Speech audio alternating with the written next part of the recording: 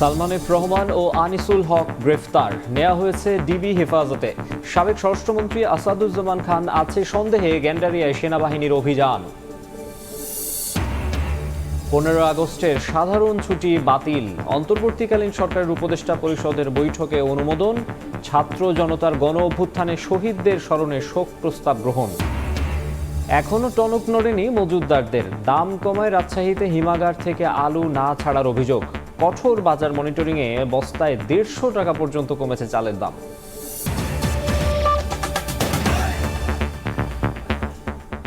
সকালের সময়ের সঙ্গে আছি আমি মাকসুম আলম খান। সাবেক আইনমন্ত্রী আনিসুল হক এবং শেখ হাসিনার সাবেক উপদেষ্টা সালমান এফ রহমানকে গ্রেফতার করা হয়েছে। রাজধানীর নিউ মার্কেট থানার একটি মামলায় তাদের গ্রেফতার করা হয়। মঙ্গলবার সন্ধ্যায় ডিএমপি কমিশনার মাইনুল হাসান এই তথ্য নিশ্চিত করেছেন।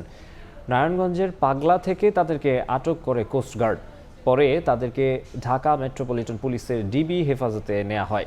সালমান এফ রহমান সাবেক প্রধানমন্ত্রী শেখ হাসিনার বেসরকারি শিল্প ও বিনিয়োগ বিষয়ক উপদেষ্টা ছিলেন।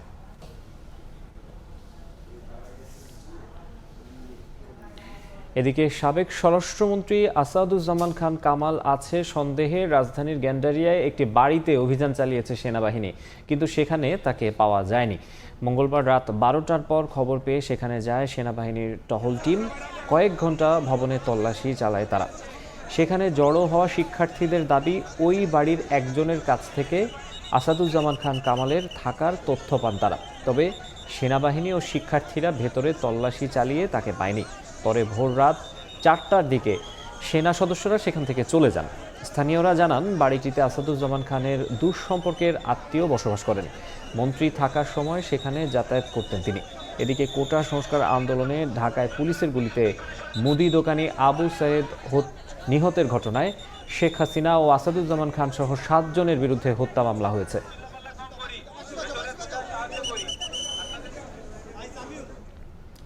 কোটা সংস্কার আন্দোলনে রাজধানীর বছিলায় পুলিশের গুলিতে মুদি দোকানি আবু সাইদ নিহতের ঘটনায় শেখ হাসিনার বিরুদ্ধে হত্যা মামলা হয়েছে। সাবেক সড়ক পরিবহন ও সেতুমন্ত্রী ওবায়দুল কাদের, সাবেক স্বরাষ্ট্রমন্ত্রী আসাদুজ্জামান খান কামাল, সাবেক আইজিপি আবদুল্লাহ আল মামুন, ডিবির হারুন সহ 7 জনকে আসামি করা হয়েছে। ছাত্র জনতার গণ অভ্যুত্থানের মুখে 5 আগস্ট দেশ ছেড়ে ভারতে আশ্রয় নেওয়ার পর শেখ হাসিনার বিরুদ্ধে এটি প্রথম মামলা। ঢাকার মুখ্য মহানগর হাকিম আদালতে মঙ্গলবার এই মামলাটি দায়ের করেন এসএম আমির হামজা নামে রাজধানীর আদাবরের এক ব্যক্তি। মামলায় আসামির তালিকায় আছেন পুলিশের সাবেক মহাপরিদর্শক আবদুল্লাহ আল মামুন, সাবেক ডিবি প্রধান হারুনুর রশিদ, সাবেক স্বরাষ্ট্রমন্ত্রী আসাদুজ্জামান খান কামাল, যুগ্ম কমিশনার বিপ্লব কুমার সরকার এবং ডিএমপির সাবেক কমিশনার হাবিবুর রহমান। এছাড়া অজ্ঞাতনামা আসামি করা হয়েছে তৎকালীন সরকারের ঊর্ধ্বতন কর্মকর্তাদের। ছাত্র জনতার মৃত্যু ঘটিয়েছে, আরেকজন আমি যদি মারা যাই কিছু আসে যায় না, কিন্তু শেখ হাসিনাকে বিচারের কাঠগড়ায় আসতে হবে। শুধু এই হত্যা না, আমি মানুষের কাছে আবেদন করব, যাদের আত্মীয়, যাদের বন্ধু, যাদের ভাই, যাদের বাচ্চা, যাদের বাবা, যাদের মা মারা গেছে, আপনারা প্রত্যেকে আসুন। এই শেখ হাসিনাকে ভয় পাওয়ার দিন চলে গেছে। সিনা টান করে দাঁড়ান, মামলা করেন। আমরা এই শেখ হাসিনা এবং তার রেজিমকে ন্যায় বিচারের মাধ্যমে যা তারা ঘটিয়েছে সেই ঘটানোর যে বিচার, সেই বিচারের মুখোমুখি করতে চাই।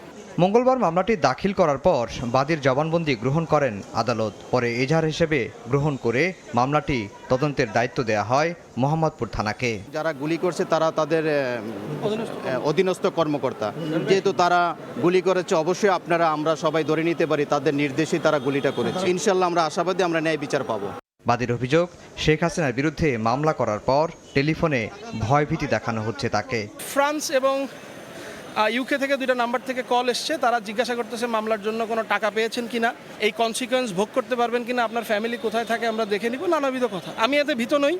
এদিকে শেখ হাসিনার বিচার সহ 4 দাবিতে বিক্ষোভ করেছে বৈষম্য বিরোধী ছাত্র আন্দোলন।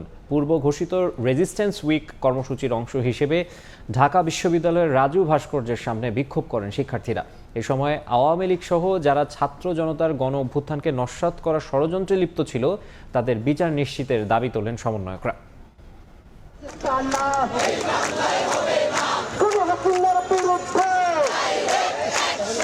সপ্তাহব্যাপী রেজিস্ট্যান্স উইক নামে নতুন কর্মসূচির ডাক দিয়েছে বৈষম্য বিরোধী ছাত্র আন্দোলনের শিক্ষার্থীরা। প্রথম দিনে 4 দফা দাবি নিয়ে ঢাকা বিশ্ববিদ্যালয়ের রাজু ভাস্কর্যের পাদদেশে জড়ো হয় শত শত শিক্ষার্থী। এরপর মিছিল নিয়ে ভিসি চত্বর হয়ে শহীদ মিনারে গিয়ে 1 মিনিট নীরবতা পালন করেন তারা।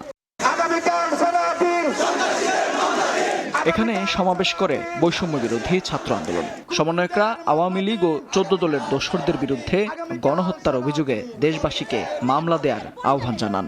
এই বৈষম্য বিরোধী ছাত্র আন্দোলনে আমাদেরকে ফ্যাসিবাদের দোসররা কিভাবে গুলি করেছে, আওয়ামী লীগ, ছাত্রলীগ, যুবলীগ আমাদের উপর কিভাবে অত্যাচার করেছে, আপনারা সারা দেশে তাদেরকে চিহ্নিত করে আজকে থেকে মামলা দেওয়া শুরু করুন। শেখ হাসিনা সরকারের আমলে নিয়োগপ্রাপ্ত আমলা ও সচিবদের পদত্যাগের দাবিও জানান সমন্বয়করা। বলেন, শেখ হাসিনা পালিয়ে গেলেও তাদের ষড়যন্ত্র অব্যাহত রয়েছে, তাই সুষ্ঠু বিচার না হওয়া পর্যন্ত রাজপথে থাকার হুঁশিয়ারি দেন তারা। ফ্যাসিস্ট সরকারের যারা ফুড সোলজার ছিল, যেসব সচিব ছিল, সেসব আমলা ছিল, তাদেরকে পদচ্যুতের মধ্য দিয়ে আমরা সেটির দৃশ্যমান পদক্ষেপ দেখতে চাই। যারা পরিকল্পিত ডাকাতি ও লুণ্ঠনের মাধ্যমে গণ অভ্যুত্থানকে বিতর্কিত করার প্রচেষ্টায় অংশগ্রহণ করেছে, তাদের বিচার নিশ্চিত করতে হবে। ছাত্র জনতার গণ অভ্যুত্থানে আহত নিহতদের সঠিক তালিকা প্রস্তুতে সবার সহযোগিতার আহ্বানও জানান তারা। মেহেদী হাসান, সময় সংবাদ, ঢাকা। বাংলাদেশের সবাই এক পরিবার, বিভেদের কোনো সুযোগ নেই বলে জানিয়েছেন অন্তর্বর্তীকালীন সরকারের প্রধান উপদেষ্টা ডক্টর মোহাম্মদ ইউনূস। গণতান্ত্রিক অধিকার ও মানবাধিকার প্রতিষ্ঠাই মূল লক্ষ্য বলেও জানিয়েছেন তিনি। দুপুরে ঢাকেশ্বরী মন্দির পরিদর্শন শেষে তিনি এই কথা বলেন। সবাইকে ধৈর্য ধরে ঐক্যবদ্ধ থাকার আহ্বানও জানান প্রধান উপদেষ্টা। এখানে পরিবারের মধ্যে কোনো পার্থক্য করা, বিভেদ করা, এটার কোনো প্রশ্ন আসে না। আমরা বাংলাদেশের মানুষ, বাংলাদেশ। আমরা যত প্রাতিষ্ঠানিক আয়োজন এগুলো করেছি সব কিছু পচে গেছে। ন্যায় বিচার হলে কে বিচার পাবেন আমাদের বলেন? আমি কি দেখতেছি এটা কোন ধর্মের, কোন জাতের, কি এটা বলা আছে? আইনে বলা আছে আমাদের বিচার।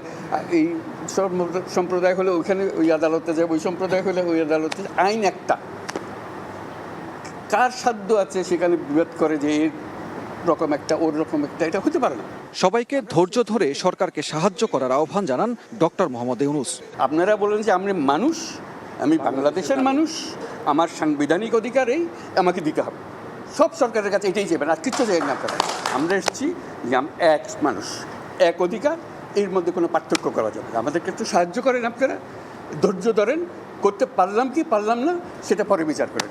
53 বছরে সনাতন ধর্মাবলম্বীদের নির্যাতন বৈষম্যের বিচারে একটি কমিশন গঠনের দাবি জানান সম্প্রদায়ের জ্যেষ্ঠ নেতারা। মিটিংয়ে গিয়ে যোগদান করব। সানবীর রূপল, সময় সংবাদ, ঢাকা। জাতীয় শোক দিবস উপলক্ষে 15ই আগস্টের সাধারণ ছুটি বাতিল করা হয়েছে। অন্তর্বর্তীকালীন সরকারের উপদেষ্টা পরিষদের বৈঠকে বিষয়টি অনুমোদন দেওয়া হয়। রাষ্ট্রীয় অতিথি ভবন যমুনায় উপদেষ্টা পরিষদের বৈঠক অনুষ্ঠিত হয়। পরে সংবাদ বিজ্ঞপ্তিতে জানানো হয়, উপদেষ্টা পরিষদের সঙ্গে রাজনৈতিক দলগুলোর সংলাপে ঐক্যমতের ভিত্তিতে জাতীয় শোক দিবস হিসেবে 15ই আগস্টের সাধারণ ছুটি বাতিলের সিদ্ধান্ত নেওয়া হয়েছে। 15ই আগস্ট যথাযোগ্য মর্যাদায় শোক দিবস পালনের আহ্বান জানিয়েছেন আওয়ামী লীগ সভাপতি সাবেক প্রধানমন্ত্রী শেখ হাসিনা। মঙ্গলবার ছেলে সজীব ওয়াজেদ জয় সামাজিক মাধ্যমে শেখ হাসিনার বিবৃতি পোস্ট করেন। বাংলাদেশের সাম্প্রতিক সহিংসতায় জড়িতদের বিরুদ্ধে তদন্ত হওয়া উচিত বলেও বিবৃতিতে উল্লেখ করেন শেখ হাসিনা। একই সঙ্গে হত্যায় জড়িতদের শাস্তির আওতায় আনার দাবি জানান তিনি। ছাত্র জনতার আন্দোলনের মুখে পদত্যাগ করে দেশ ছাড়ার পর প্রথমবার এমন মন্তব্য করলেন শেখ হাসিনা। সকালের সময়ে আরও থাকছে। কক্সবাজার সমুদ্র সৈকতে ভেসে আসছে নানা ধরনের বর্জ্য। সৌন্দর্য হানির পাশাপাশি ছড়াচ্ছে দুর্গন্ধ। দ্রুত পরিষ্কার করার দাবি পর্যটকদের। দাম কিছুটা কমলেও স্বস্তি ফেরেনি রাজশাহীর আলুর বাজারে। পাইকারি বাজারে প্রতি কেজিতে 2 থেকে 5 টাকা কমলেও তা যৌক্তিক নয় বলছেন ক্রেতারা। এদিকে দাম কমায় হিমাগার থেকে আলু বের করছেন না মজুতকারীরা। সংশ্লিষ্টরা বলছেন শিগগিরই হিমাগারে মনিটরিং বাড়ানো হবে। হাবিবুর রহমান পাপ্পুর ছবিতে মওদুদ রানার রিপোর্ট। সরকার পতনের পর থেকে বন্ধ রাজশাহীর রাজ কোল্ড স্টোরেজে আলু বেচাকেনা। জেলার সবচেয়ে বড় হিমাগারে 4,20,000 বস্তা আলু মজুদ থাকলেও বিক্রি বন্ধ রেখেছেন মজুদকারীরা। খরচ আছে 10 টাকা, 2 কেজি ঘাটতি আছে, তাতে 48 টাকা পড়তা পড়ে আছে, তাতে কৃষকেরও লাভ হয়েছে না। কৃষক পাটি বিক্রি করে ব্যবসায়ীরা যে কিনে, এটার ভিতরে দামের ভিতরে সমঝোতা আসছে না এখন, যার জন্য বেচা বিক্রি একটু কম। পবা উপজেলার বেঙ্গল কোল্ড স্টোরেজ সহ কয়েকটি হিমাগার থেকে বাজারে অল্প পরিমাণে আলুর সরবরাহ থাকলেও জেলার 38টি হিমাগারের বেশিরভাগই বন্ধ। ব্যবসায়ীরা জানান, সরকার পতনের আগে পাইকারি বাজারে 55 টাকা ও খুচরা বাজারে আলু বিক্রি হয় 60 টাকা। বর্তমানে 5 টাকা কমে প্রতি কেজি আলুর পাইকারি দর 50 ও খুচরা বাজারে 55 টাকা। এ কারণে বিক্রি বন্ধ রেখেছেন তারা। ওই দেওয়ার অনুকূলে ছিল না, প্রোডাকশন মাত্রা কম, সেখানে ওই কারণে দেখা যাচ্ছে হিমাগারে নিয়ে এসে যাদের পার্টির কাছে সেল করতেছে সেখানে ধরেন লস হচ্ছে। ভোক্তারা জানান, বেশি মুনাফার আশায় অস্বাভাবিক পরিস্থিতি তৈরি করছে অসাধু সিন্ডিকেট। শিক্ষার্থীরা জানান, খুচরা বাজারে আলুর কেজি সর্বোচ্চ যৌক্তিক দাম প্রতি কেজি 50 টাকা। তারা আলু কিন্তু চাহিদা মতো ছাড়ছে না, সবসময় বাজারে একটা গ্যাপ করে রাখছে, যার কারণে কিন্তু আলুর মূল্যটা বৃদ্ধি হচ্ছে। আলুর বাজার স্থিতিশীল রাখতে কাজ চলছে বলে জানায় ভোক্তা অধিকার সংরক্ষণ অধিদপ্তর। বাজারে স্বচ্ছতা আসলে পণ্যের দামে কিছুটা অবশ্য পজিটিভ রেজাল্ট পড়ে, সেটা আপনারা দেখতে পাচ্ছেন। কৃষি বিভাগের তথ্য মতে রাজশাহীতে এবছর আলু উৎপাদন হয়েছে 9 লাখ টন, আর জেলায় আলুর চাহিদা বার্ষিক 80,000 টন। মওদুদ রানা, সময় সংবাদ, রাজশাহী। মনিটরিংয়ের ইতিবাচক প্রভাব পড়েছে চালের বাজারে। সপ্তাহ ব্যবধানে নওগাঁয় সব ধরনের চালের দর বস্তা প্রতি কমেছে 100 থেকে 150 টাকা পর্যন্ত। খুচরা ব্যবসায়ীরা বলছেন, কঠোর নজরদারির কারণে মজুদ চাল বাজারে ছাড়ছেন মিলাররা, আর সড়কে চাঁদাবাজি না থাকায় কমছে ট্রাক ভাড়া। রকিবুল ইসলামের ছবিতে MR রকির রিপোর্ট। ছাত্র জনতার অভ্যুত্থানের পর বাজার মনিটরিংয়ে নামেন শিক্ষার্থীরা। তাদের সঙ্গে যোগ দেয় ভোক্তা অধিকার সংরক্ষণ অধিদপ্তর। এরই মধ্যে নওগাঁয় পাইকারি মোকামে কমতে শুরু করেছে চালের দাম। সপ্তাহ ব্যবধানে সব ধরনের চালের দর বস্তাপ্রতি কমেছে 100 থেকে 150 টাকা পর্যন্ত। খুচরা ব্যবসায়ীরা বলছেন, শক্ত নজরদারির কারণে মিলাররা মজুদ চাল বাজারে ছাড়ছেন, এ কারণে কমছে দাম। ধানের দাম যদি কম না হয় আমরা কিন্তু চাল দিতে পারবো না, কিন্তু ধানের দাম মানুষ যারা মজুদ করছিল, যারা ভাবছিল ধানের দাম আরও বাড়বে, এই সেন্টিমেন্টটা নাই। ছাত্র এবং প্রশাসনের বাজারটা মনিটরিংয়ের কারণে ঊর্ধ্বমুখী বাজারটা এখন নিম্নমুখী হয়েছে। এদিকে সড়কে হয়রানি চাঁদাবাজি না থাকায় ট্রাক ভাড়া 5,000 থেকে 6,000 টাকা কমেছে বলে জানান চালকরা। দাম কমায় স্বস্তিতে ভোক্তারা। চালের দামটা যেভাবে কমে লাগছে, এই চালের দামটা যদি আশা করা যায় একটু আরও কমে যায়, আমরা সাধারণ মানুষ অনেক অবশ্য আরাম পাবো এবং স্বস্তি পাবো। গন্ডগোলের আগে ভাড়া ছিল 16-18 টাকা, কিন্তু সে ভাড়া এখন কমে গেছে। মিল মালিক সমিতি বলছে, ব্যাংক থেকে টাকা উত্তোলনের সীমাবদ্ধতার কারণে ব্যবসায়ীরা নগদ টাকার জন্য অধিক হারে মজুদ চাল বাজারে ছাড়ছেন। চালের বাজার কিন্তু খুব একটা চাহিদা ছিল না, মাঝখানে চাল গাড়িগুলো যায়নি, ট্রাক আমরা 2-3 দিন থেকে চালু করেছি। যেহেতু চাল প্রোডাকশন ছিল, আমাদের আগেকার অর্ডার নেওয়া ছিল, সেই চালগুলো আমরা মোটামুটি ডেলিভারি দিচ্ছি। তো ধানের বাজার যদি গতি নিচের দিকে আরও যায়, তাহলে তো চালের বাজারটাও স্বাভাবিকভাবে একটু কমবে। ট্রাক বন্দোবস্ত সমিতির তথ্যমতে নওগাঁ থেকে প্রতিদিন দেশের বিভিন্ন এলাকায় বর্তমানে 150 থেকে 180 ট্রাক চাল সরবরাহ করা হচ্ছে। MR রকি, সময় সংবাদ, নওগাঁ। বিদ্যুতায়ন বোর্ডের বিরুদ্ধে বিদ্যুতের নিম্নমানের সরঞ্জাম সরবরাহের অভিযোগ করেছে খোদ রাজশাহী পল্লী বিদ্যুৎ সমিতি। এসব সরঞ্জাম ব্যবহার করে কাজ করতে গিয়ে ঝুঁকিতে পড়েছেন কর্মচারীরা। গত 5 বছরে আহত হয়েছেন 129 জন। অন্যদিকে বেড়েই চলেছে গ্রাহক হয়রানি। হাবিবুর রহমান পাপ্পুর ছবিতে শাহিন আলমের রিপোর্ট। মিটারে নেই বিদ্যুৎ সংযোগ, অথচ জ্বলছে লাইট, উঠছে বিল, আর এইভাবে বাড়ছে গ্রাহক হয়রানি।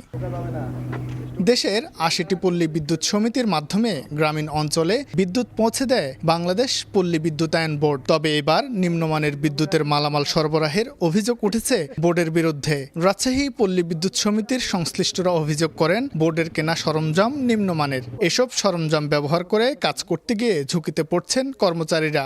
গত 5 বছরে আহত হয়েছেন 129 জন। নিম্নমানের জন্য মিটারটা আমাদের এই গ্রাহক ভোগান্তিটা হচ্ছে।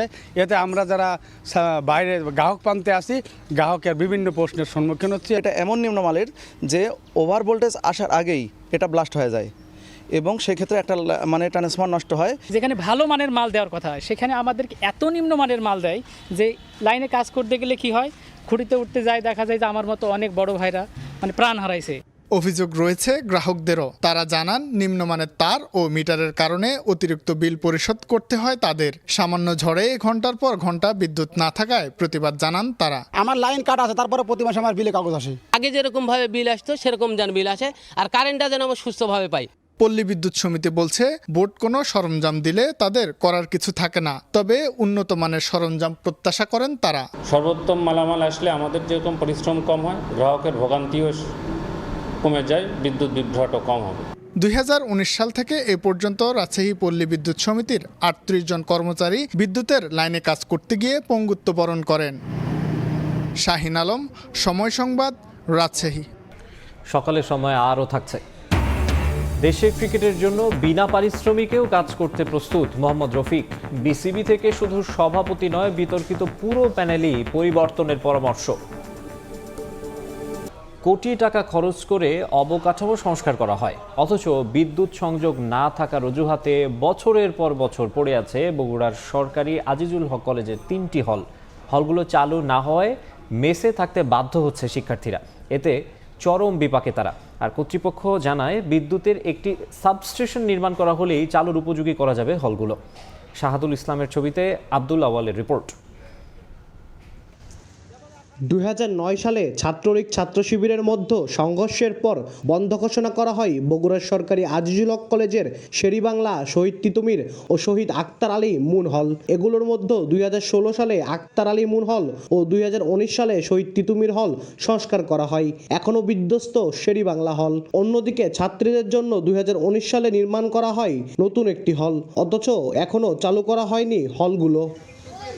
হলগুলো চালু না হওয়ায় মেসে থাকতে হচ্ছে শিক্ষার্থীদের। এতে চরম বিপাকে তারা। আক্তার আলী মুন হল এবং শহীদ তিতুমির হল, এই দুটো হল সংস্কার করার পরও কিন্তু আজ পর্যন্ত খুলে দেওয়া হয়নি। 6000 টাকার মতন যে বাইরে ম্যাচগুলো আছে এগুলোতে খরচ হয়, কিন্তু হলগুলো যদি খোলা থাকতো সেই ক্ষেত্রে আমাদের দেখা যেত যে মাসিক 2000 বা 2500 টাকার মধ্যেই এটা কমপ্লিট হইতো।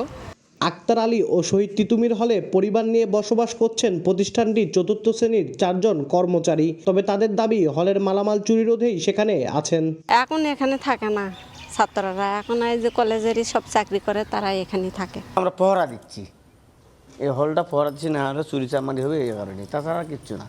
কলেজ কর্তৃপক্ষ জানায় বিদ্যুৎ সংযোগ না থাকায় হল চালু হয়নি। বিদ্যুতের একটি সাব স্টেশন নির্মাণ করা হলেই চালুর উপযোগী করা যাবে হলগুলো। 2-3 মাসের মধ্যে আপনার কাজ শুরু হবে। পর্যায়ক্রমে চালু করবো, একবার হয়তো 3টা পারবো না। আমি প্রথমে মহিলা হলটা চালু করব, করে 2-1 মাসের মধ্যে আমি হয়তো ছেলেদের হলটা চালু করব। বগুড়ার সরকারি আজিজুল হক কলেজের শিক্ষার্থীর সংখ্যা 25,000-এর বেশি। এত শিক্ষার্থীর বিপরীতে কলেজের 5টি ছাত্র হল ও মাত্র একটি ছাত্রী হল রয়েছে। আব্দুল আউয়াল, সময় সংবাদ, বগুড়া।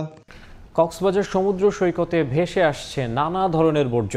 রয়েছে ছোট ছোট গাছের টুকরো, বাঁশের শেকড়, পোড়া কাঠ, খড় ও নানা রকমের প্লাস্টিক, যার কারণে সৌন্দর্যহানির পাশাপাশি ছড়াচ্ছে দুর্গন্ধ। তাই দ্রুত সময়ের মধ্যে বর্জ্য পরিষ্কার করার দাবি পর্যটকদের। আর অপসারণ করা হবে বলে জানিয়েছে ট্যুরিস্ট পুলিশ। কক্সবাজার সমুদ্র সৈকত একের পর এক ঢেউ আছড়ে পড়ছে উপকূলে, আর এসব ঢেউয়ের সঙ্গে আসছে নানা ধরনের বর্জ্য। রয়েছে ছোট ছোট গাছের টুকরা, বাঁশের শেকড়, পোড়া কাঠ, খড়সহ নানা রকম প্লাস্টিক, যা সৈকতের বালিয়াড়িতে পড়ে রয়েছে। শুধু সৈকতের লাবণী পয়েন্ট নয়, এসব বর্জ্য পড়ে রয়েছে সৈকতের সুগন্ধা ও কলাতলি পয়েন্টের বালিয়াড়িতেও। সাগর পাড়ে এসে আমরা প্রচুর পরিমাণ ময়লা দেখতে পাচ্ছি। এটার কারণে আসলে হাঁটতে যেমন অসুবিধা হচ্ছে, এটা সৌন্দর্যও নষ্ট করেছে সমুদ্র সৈকতের। 3 বিচে কিন্তু প্রচুর পরিমাণ আপনারা দেখতে পাচ্ছেন বাঁশ, গাছ এবং আরও বিভিন্ন ধরনের বস্তু এসে এখানে রয়েছে। সৈকতে রয়েছে স্থানীয় দর্শনার্থী সহ পর্যটকরা। তারা বলছেন বালিয়াড়িতে পড়ে থাকা বর্জ্যের কারণে চলাফেরা করতে সমস্যা হচ্ছে। একই সঙ্গে সৈকতের সৌন্দর্যহানির পাশাপাশি ছড়াচ্ছে দুর্গন্ধ। তাই এসব বর্জ্য অপসারণের দাবি জানিয়েছেন তারা। চাচ্ছি এটা যেন খুব দ্রুত সময়ের মধ্যে এটা পরিষ্কার হয়ে যায়। এরই মধ্যে বালিয়াড়িতে পড়ে থাকা গাছের টুকরোগুলো অনেকেই কুড়িয়ে নিয়ে যাচ্ছে। তবে ট্যুরিস্ট পুলিশ জানিয়েছে দ্রুত সময়ের মধ্যে বর্জ্য অপসারণ করা করা হবে। ডিসি মহোদয় বলেছেন যে বিচ ম্যানেজমেন্ট কমিটির মাধ্যমে খুব দ্রুত এটা অপসারণ করা হবে। এর আগে 2023 সালে মার্চ মাসেও টানা কয়েকদিন একই ধরনের বর্জ্য সৈকতে ভেসে এসেছিল। সময় সংবাদ, কক্সবাজার। চাঁপাইনবাবগঞ্জে পদ্মার চরে অজানা রোগে আক্রান্ত হয়ে গত 2 মাসে 2 শতাধিক গরু মারা গেছে। আক্রান্ত হওয়ার কয়েক ঘন্টার মধ্যেই মারা যাচ্ছে গবাদি পশু। এতে দিশেহারা হয়ে পড়ছেন খামারিরা। আর নমুনা সংগ্রহের পর রোগ নিশ্চিত হয়ে ব্যবস্থা নেওয়ার আশ্বাস প্রাণী সম্পদ বিভাগের। জাহাঙ্গীর আলমের পাঠানো তথ্য ও শাহজাহান আলীর ছবি নিয়ে রিপোর্ট। বিস্তীর্ণ পদ্মার চরে ঘাস খাওয়া অবস্থায় হঠাৎ করেই অসুস্থ হয়ে পড়ছে গরু। এরপর সামনের অথবা পেছনের মাংসপেশি ফুলে যাচ্ছে। অসুস্থ হওয়ার 4 থেকে 5 ঘন্টা পরেই মারা যাচ্ছে পশু।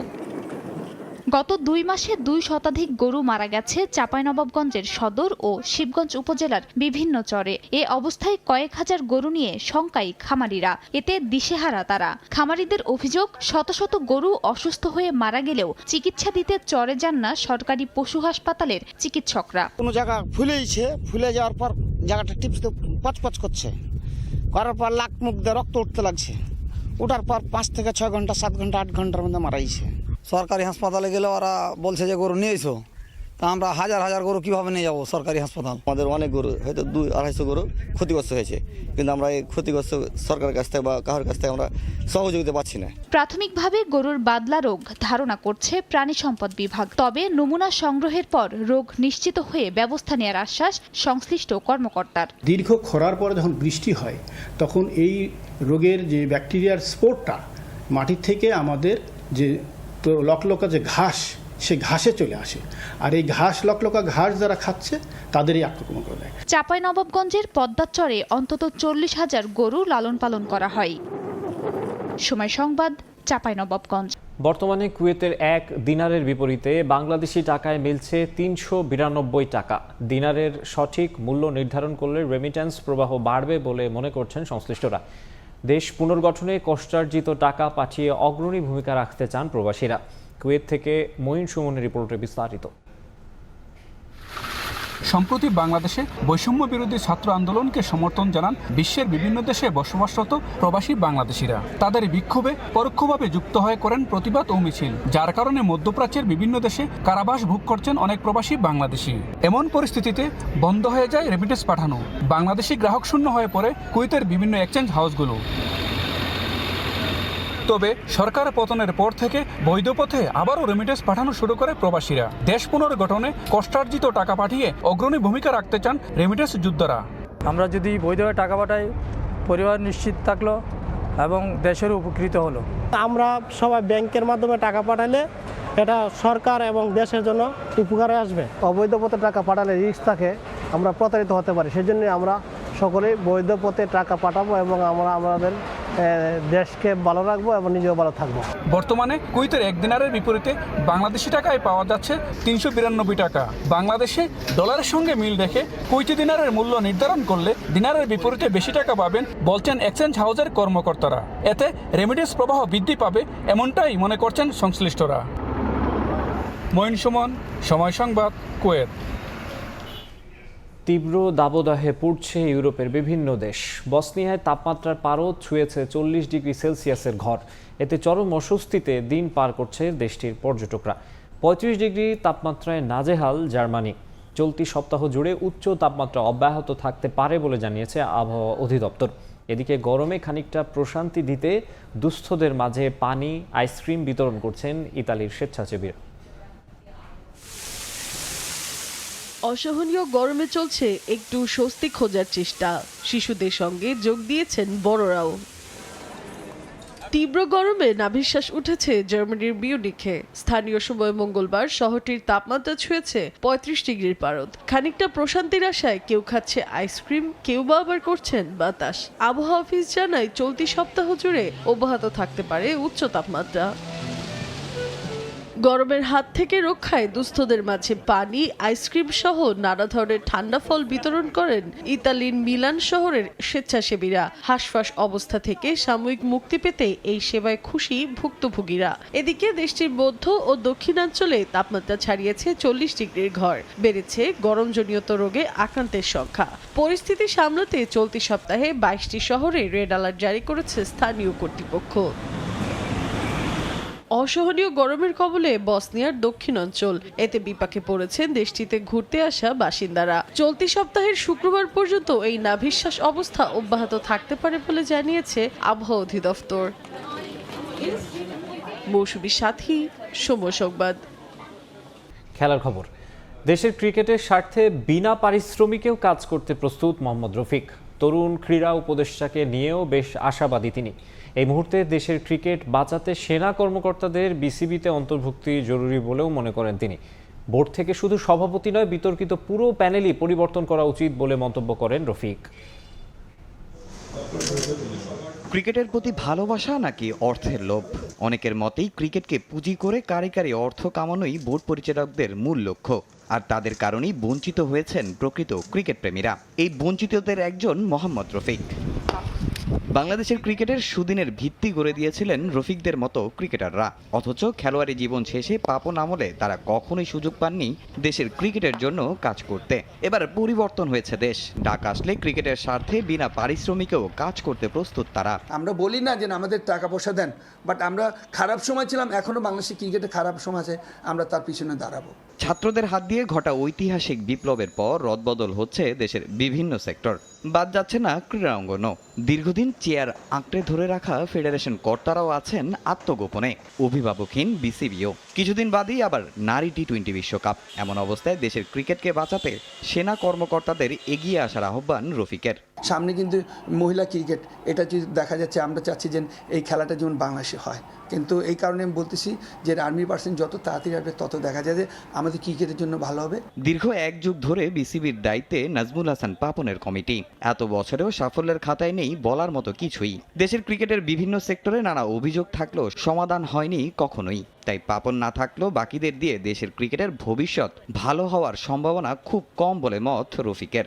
আমি মনে করি দেখেন, ওই যে একজন চেঞ্জ হলে হবে না, তার টিমই তো এটা। আমি মনে করি পুরাটাই চেঞ্জ করা উচিত, তাহলে দেখা যায় যে তারা তো ছিল, তারাই দেখেন কি তারা কি করেছে। পাপনের জায়গায় যুব ও ক্রীড়া মন্ত্রণালয়ে উপদেষ্টা হয়েছেন আসিফ মাহমুদ সজীব ভুঁইয়া। সময় দিলে তরুণ এই উপদেষ্টাও দেশের ক্রীড়াঙ্গনকে ভালো অবস্থানে নিয়ে যাবে বলে বিশ্বাস মোহাম্মদ রফিকের। তামিম হোসেন, সময় সংবাদ, ঢাকা। বাংলাদেশের বিপক্ষে ভারতের 2টি টেস্ট ও 3 ম্যাচের টি-20 সিরিজের সূচি ঘোষণা করেছে বিসিসিআই। 19 সেপ্টেম্বর চেন্নাইয়ে শুরু হবে সাদা পোশাকের প্রথম ম্যাচ। দ্বিতীয় টেস্ট শুরু হবে 27 সেপ্টেম্বর। এদিকে 3 ম্যাচের টি-20 সিরিজের প্রথম ম্যাচে ধর্মশালায় হওয়ার কথা থাকলেও গোয়ালিয়রে সেটি শুরু হবে 6 অক্টোবর। এছাড়া শর্টার ফরম্যাটের বাকি 2টি ম্যাচ মাঠে গড়াবে 9 ও 12 অক্টোবর। সকালের সময় শীর্ষ সংবাদ জানিয়ে দিচ্ছে আরেকবার।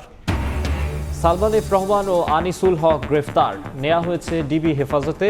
সাবেক স্বরাষ্ট্রমন্ত্রী আসাদুজ্জামান খান আছে সন্দেহে, গ্যান্ডারিয়ায় সেনাবাহিনীর অভিযান। 15 আগস্টের সাধারণ ছুটি বাতিল, অন্তর্বর্তীকালীন সরকারের উপদেষ্টা পরিষদের বৈঠকে অনুমোদন। ছাত্র জনতার গণ অভ্যুত্থানে শহীদদের স্মরণে শোক। এই ছিল সকালের সময়, সঙ্গেই থাকুন সময়।